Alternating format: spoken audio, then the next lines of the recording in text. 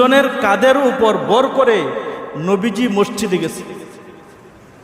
যে কতটুকু অসুস্থ হলে মানুষের উপর বর করে মানুষ চলাফেরা করে। আমরা কয়েকদিন এরকম আসছি যে আমাদের অসুস্থতা আছে, এরপরে আমরা মসজিদে এসেছি। আমরা একটু সমস্যা হলেই মসজিদে আসা আমাদের বন্ধ। একটু সমস্যা হলেই, একটু বৃষ্টির সমস্যা হোক, শারীরিক সমস্যা হোক, মানসিক সমস্যা হোক, যে কোনো সমস্যা হলেই আমাদের মসজিদে আসা বন্ধ। অনেকে হয়তো পড়ি, গড়ে পড়ে নেই নামাজ। আল্লাহর হাবিব সাল্লাল্লাহু আলাইহি ওয়াসাল্লাম উনি চাইলে গড়ে পড়তে পারতেন, এরপরেও কাদের উপর বর করে, মানুষের কাদের উপর, সাহাবায়ে কেরামের কাদের উপর বর করে মসজিদে কেন আসছেন? জামাতের গুরুত্ব বুঝিয়েছেন, যে জামাতের যে কত গুরুত্ব এটা নবী আলাইহিস সালাতু ওয়াস সালাম বুঝিয়েছেন।